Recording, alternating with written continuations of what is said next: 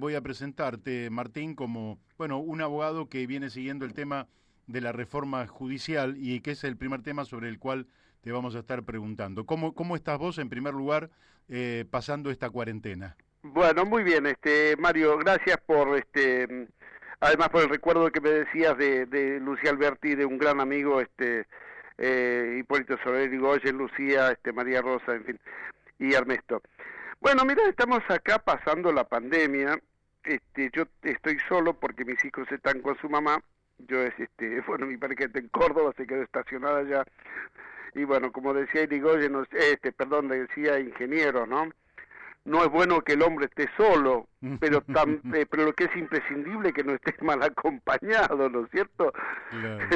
Bueno, estamos pasando la pandemia, por suerte yo tengo mucho trabajo, así que eso es importante para poder cultivarnos y seguir al día las distintas situaciones que se dan en el país, ¿no es cierto? Claro.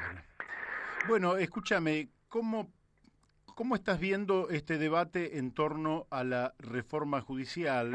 Porque vos sabés que en la Argentina los temas siempre tienen alguna pizca de contaminación, de toxicidad, podríamos decir.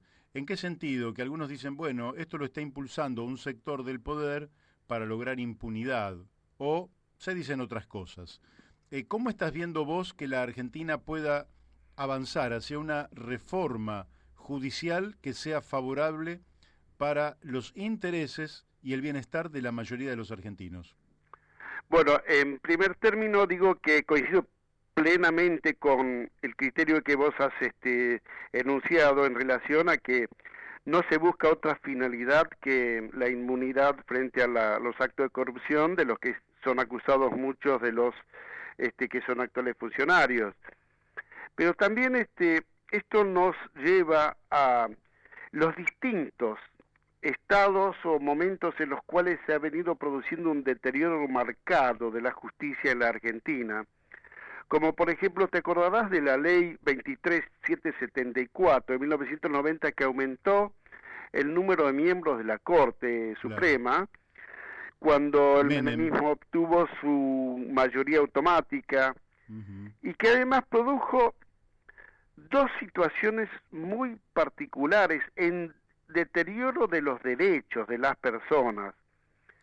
Esa ley reformó los artículos 280 y 285 del Código Procesal Civil y Comercial, que impidió que la Corte Suprema pudiera llegar a resolver los recursos extraordinarios que había hecho lugar con anterioridad a la jurisprudencia cuando se trataron de casos de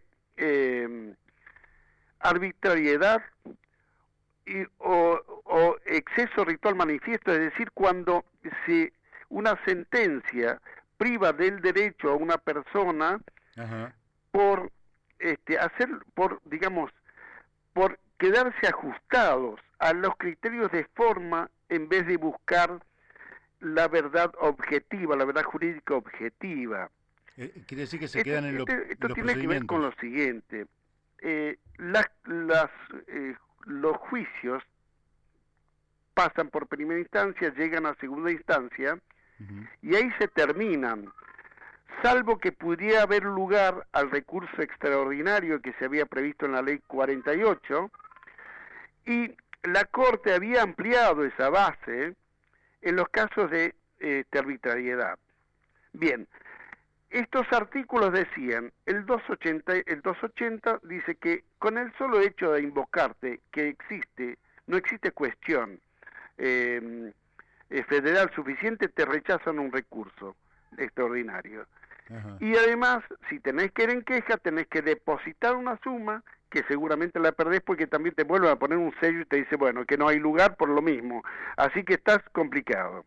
¿Cuánta plata hay que poner? Eso es en la corte. Eso es en la corte. Creo que en este momento debe andar los 100.000 pesos, ¿no es Y los cierto? O tipos sea te que rechazan y perdiste los 100.000 pesos. perdiste los 100.000 pesos, es eso mismo. O sea que es seguro que lo perdés, además. Claro.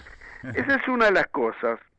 Después, en el año, el año 14, por ahí, se sancionó la ley 26.853, que pretendió crear tribunales o cortes de casación para resolver los casos que hubieran finalizado en los distintos fueros, ya sin necesidad de ir en el recurso extraordinario.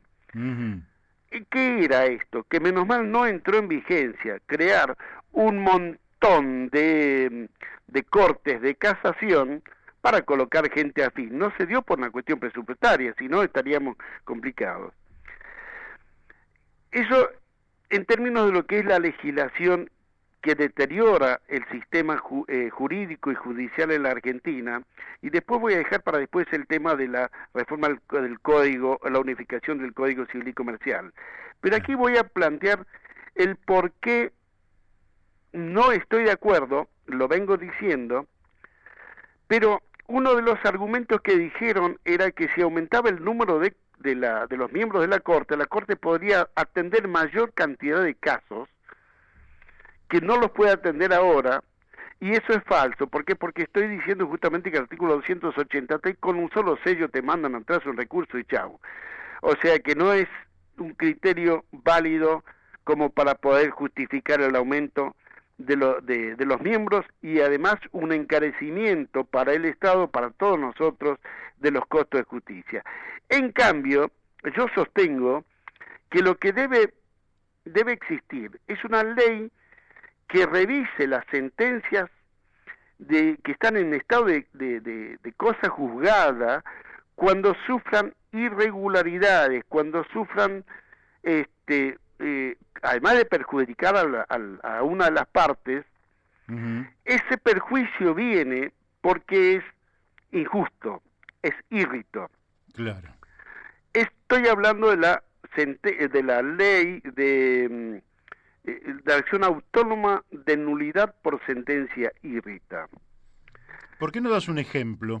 Bueno, mira, la sentencia írrita, yo te decía que cuando llega a segunda instancia, un juicio, ahí se termina, salvo que estuviera autorizado por la ley 48, entonces podés ir en recurso extraordinario. Bien, hay un caso que ha sido el inicial en esto, que es el caso Campbell-Davidson. A fines de los años 40, el gobernador de la provincia de Buenos Aires, Aloe, creo que era un coronel, se había empecinado en quitarle una propiedad a un señor que se llama John Campbell Davidson, una propiedad importante, ¿no es cierto? Entonces, en su lugar, dijo, no, la voy a expropiar porque ahí voy a hacer un parque, no sé. Bueno, el hecho es que la expropiación determinaba que a este hombre le pagaban menos de un tercio del valor de la propiedad. En primera instancia le hicieron lugar por la presión que ejerció el poder político, le hicieron lugar al gobierno de la provincia de Buenos Aires, en segunda instancia también, y siguieron pasando los años. Después de caído el gobierno en el 55 se produce una acción autónoma de nulidad por sentencia irregular y se resuelve el año 1971. Es decir, en este caso no se trataba de otra cosa que no fuera una decisión injusta.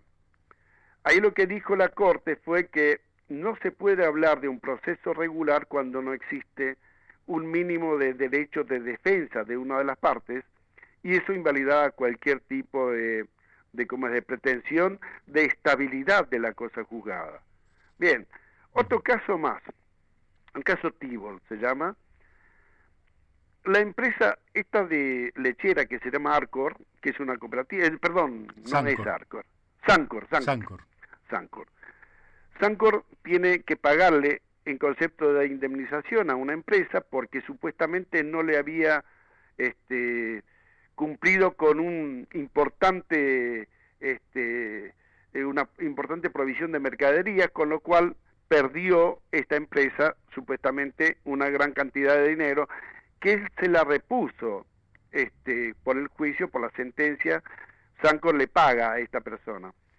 Entonces se promueve una causa penal en la cual se determina que uno de los empleados de Sancor, en connivencia con la empresa esta, habían fraguado todo, y eso fue condenado en la sede penal, y se volvió atrás con todo eso, también removiendo la sentencia irrita, ¿no es cierto? Ajá. La sentencia que había sido.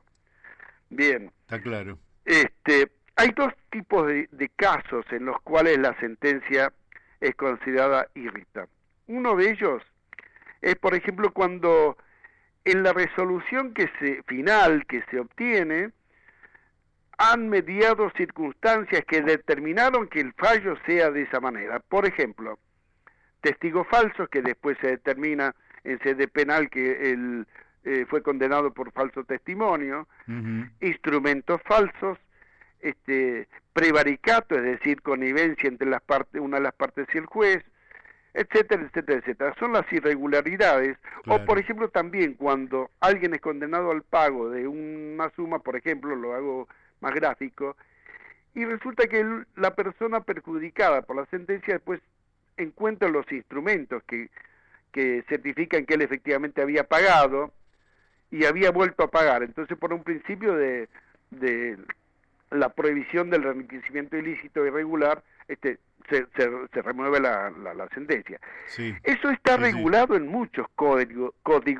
procesales de las provincias. Lo tiene Córdoba, Mendoza, San Luis, etcétera. Lo que es más amplio es el criterio que tiene que ver con la sentencia injusta, irregular, cuando interviene lo que llama Peirano, un jurista de Santa Fe, que la existencia de entuerto, cualquiera sea, voluntario, involuntario, que determina que la sentencia sea absolutamente injusta.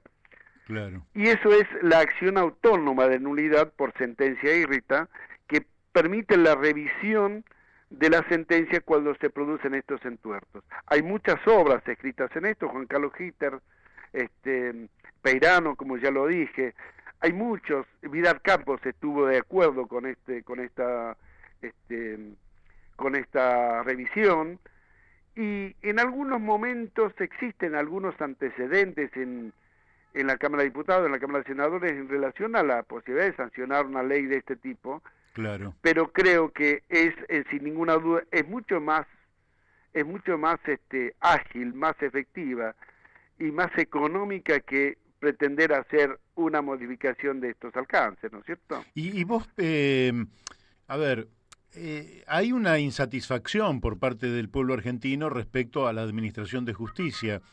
Quien expresa esto son las encuestas de opinión. Yo no tengo ninguna ahora encima, pero sí las he visto a lo largo del tiempo.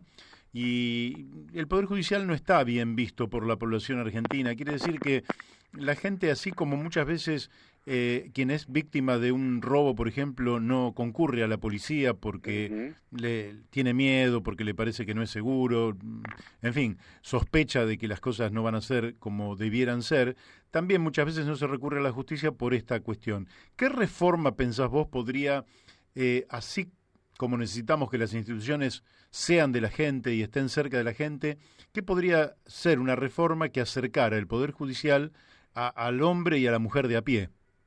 Bueno, ese es el centro, la parte central de todo esto. Fíjate, yo hablaba de la unificación del Código Civil y Comercial.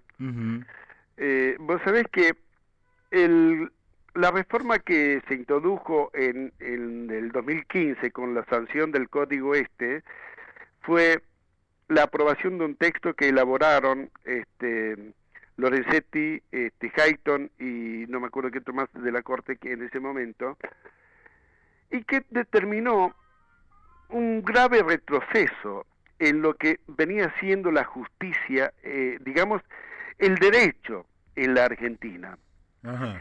En el año 66, durante el gobierno del presidente Ilia, se promovió la reforma del Código Civil que se sancionó en el año 67-68 con la ley 17711. Ahí se incorporaron instituciones que no estaban previstas en el código inicial de Vélez, como es la responsabilidad de las personas jurídicas, la responsabilidad del Estado, que ya se había abierto por la jurisprudencia, y se aparecen la responsabilidad por riesgo, por riesgo, por vicio de la cosa, la responsabilidad por los dependientes,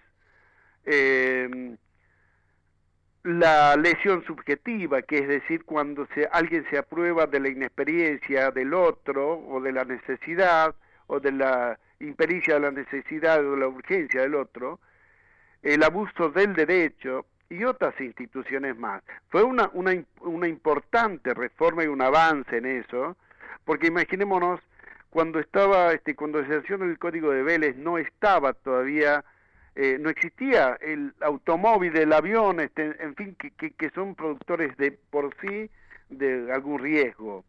Claro. Esa es una reforma de fondo. Bien, ¿cuál es el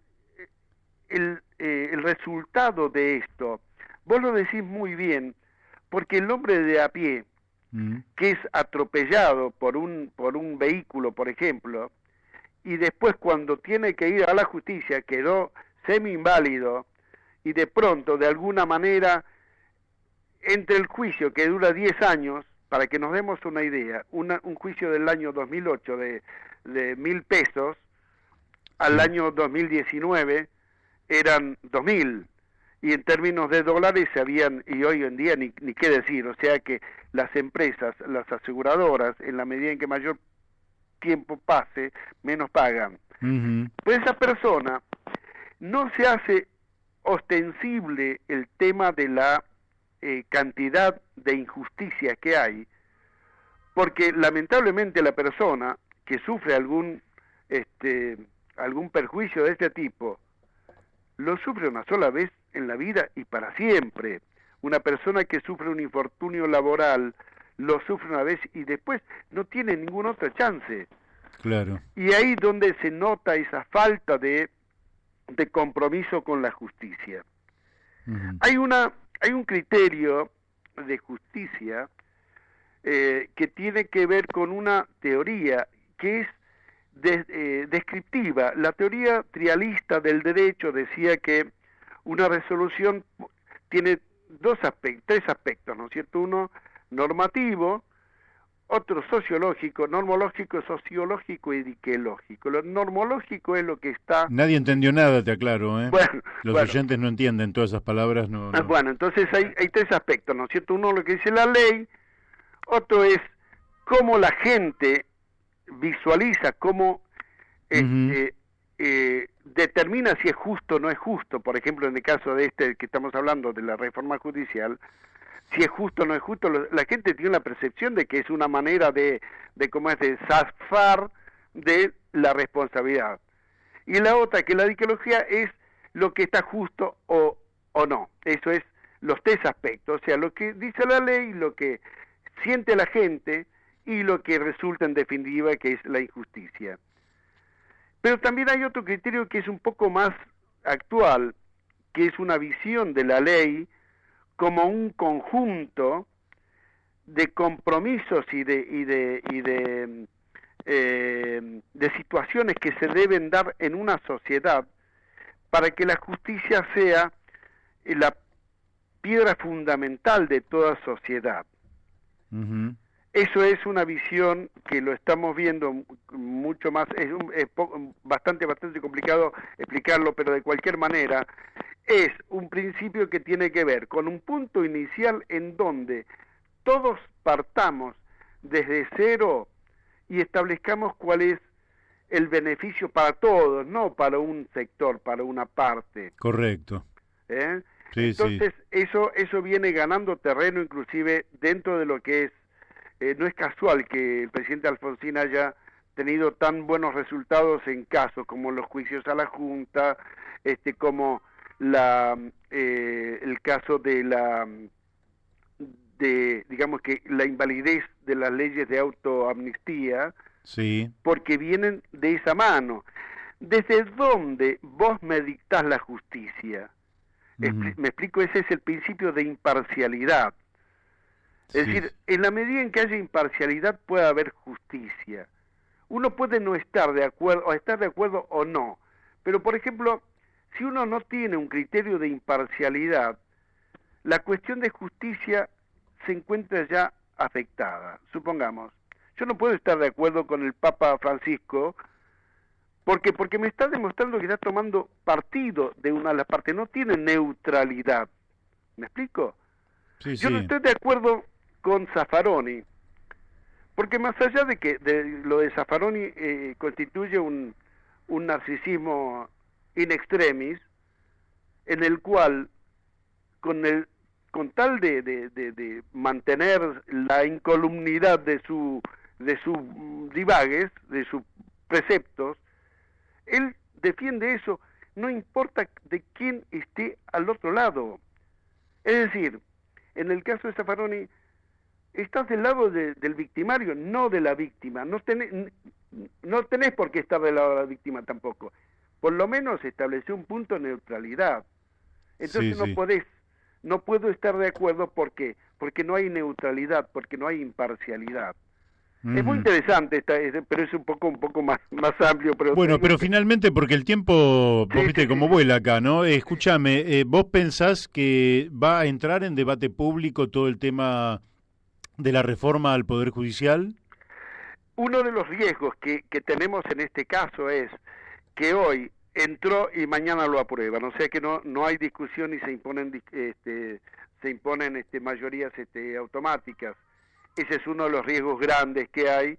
¿Por qué? Porque no se discute nada. Hace 15, 20 años que no se discute nada en el Poder Legislativo. Entra hoy, se sanciona mañana y pasado se sanciona en Senado y chau, y pasó a ser ley. Claro, pero el problema de esas leyes que son Sí, sancionadas de esa manera es que frente a temas que son estructurales sí. no le da la solidez, la previsibilidad y la sustentabilidad en el tiempo como para que sea una reforma en serio. Cuando tienen grandes consensos, las reformas quedan por muchos años.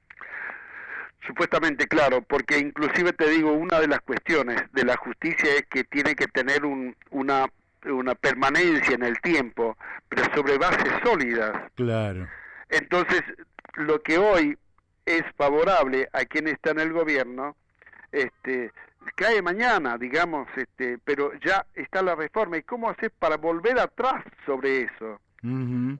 Uno de los serios problemas que tenemos en la Argentina es la falta de debate, la falta de cómo es de, eh, de oponerse a lo que está mal o, o conseguir consensos que sean en pro de la generalidad de la sociedad, no únicamente para una parte que quiere zafar, entre comillas, del brete, ¿no es cierto?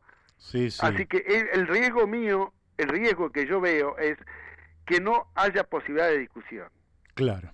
Ese es, Bueno, no, quiere decir que no sos no sos optimista, este, y vamos a ver qué es lo que pasa, porque seguramente que si esto entra dentro de la temática, por más que no haya mucho debate, nosotros te vamos a volver a invitar para que nos des con muchísimo también tu gusto, punto de vista respecto de qué es lo que está ocurriendo. Hoy se nos muchísimo. fue el tiempo, Martín. Bueno, ha sido un gusto grande, quedo a sus órdenes, inclusive si alguien de los oyentes quiere ampliar un poquito el tema de con mucho gusto a través de ustedes, yo los puedo ilustrar un poquito más, porque es muy técnico el tema y bueno, pero con mucho gusto me quedo a su disposición para poder evacuar cualquier tipo de duda, ¿eh? Bueno, de hecho te lo agradecemos, creo que fue muy ilustrativo, que Bueno, hiciste un aporte, hiciste pedagogía sobre el derecho y te estoy diciendo además que efectivamente hay algunos abogados que están escuchando de manera tal que es probable que a alguno se le ocurra hacerte la pregunta. Por hoy te agradecemos, Martín, y te mandamos un fuerte abrazo. gracias igualmente, muy atento por todo y bueno, quedo a sus órdenes, ¿eh? Bárbaro. Quedamos Gracias, muy así. amable, hasta luego. Hemos hablado con el doctor Martín Quintar.